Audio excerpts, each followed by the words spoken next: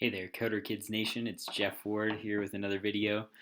Recently completed a blog post about playing Minecraft with friends and offered some tips in the video for how to play Minecraft with friends and stay friends.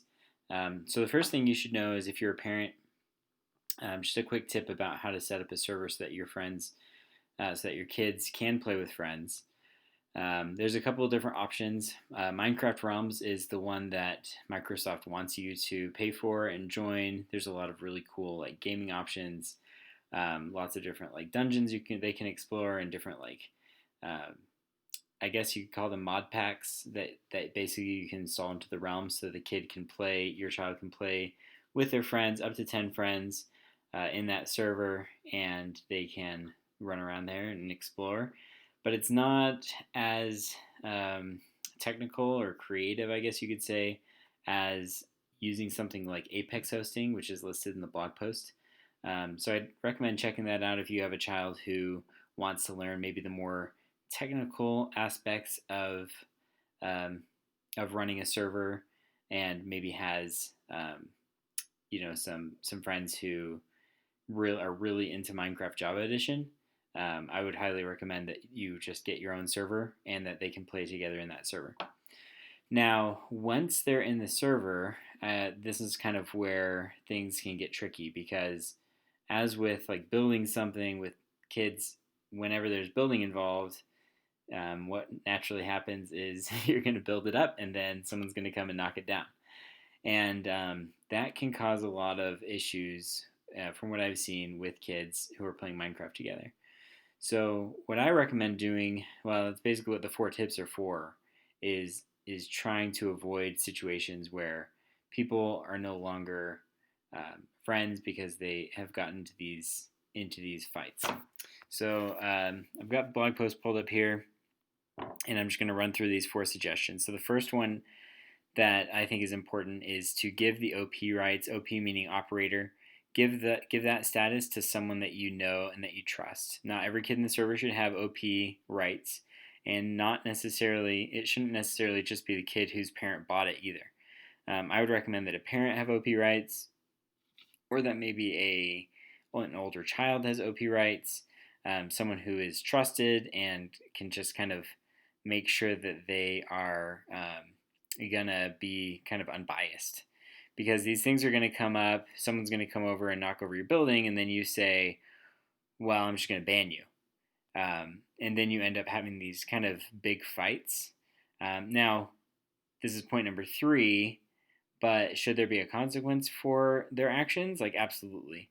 But that doesn't necessarily mean that you just want to like give OP rights to your child, who then just goes around wreaking havoc because they're the king of the world.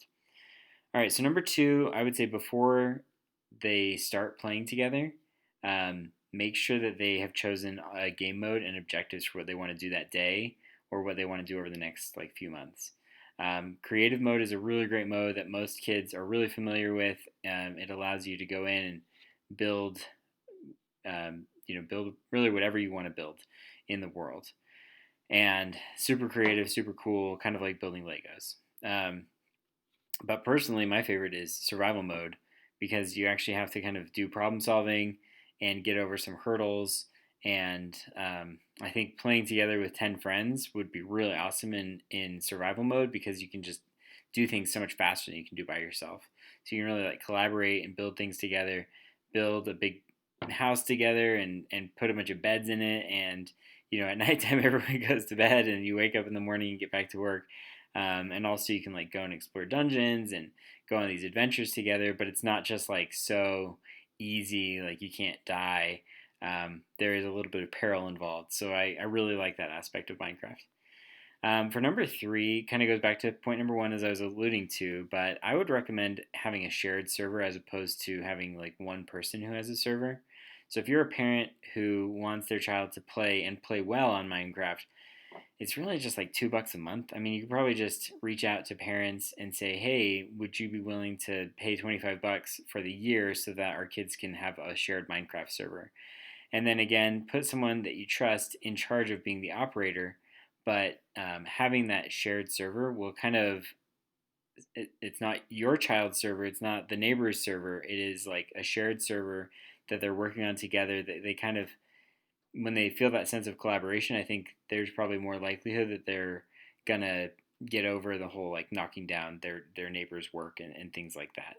Um, and then number four is just setting the expectations ahead of time and like having a set of rules, even though I know rules sounds lame, but having a set of rules ahead of time to make sure that when they are playing together, like there is a consequence for coming in and blowing up someone's house. I mean, that's just not, it's not okay. And it can be extremely frustrating, and I understand that.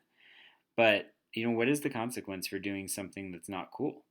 I think that the OP needs to say, if you're going to come in and knock down a if you're going to come in and knock down something that someone has spent a lot of time building, then maybe there is a ban. Maybe it's a 2 day ban. Maybe it's a 1 week ban.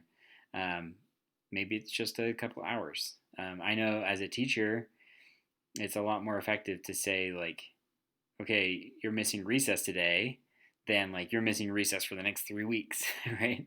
So I think a reasonable ban on someone would be like an hour, and say like, look, we know you made a mistake. Don't do it again, and we're gonna have this ban because that's the rule. And once the ban is over, then you can come back in. I mean, maybe it just needs to be 5 minutes. Maybe it needs to be 10 minutes. I am not going to come up with the rule, but I think that your child, and their friends need to come up with rules that are agreed upon by everyone, so that it can be a positive experience for everyone. That's pretty much it. Obviously, I love Minecraft. I love to play it individually, but I've also had some really great experiences playing it with kids. And I highly, highly, highly recommend that if you are a parent and you have any kind of hesitation or doubt about letting your child play Minecraft, highly recommend it. Um, I mean, depending on their age, maturity level, but let them play with friends. Play with them as a parent. Go and build something. It's a really fun game. It's very creative, but it also gets those problem solving juices flowing. And so, highly recommend it. But definitely follow the tips if you want your kids to play with friends and stay friends to the end. So thank you for watching, and we'll catch you later.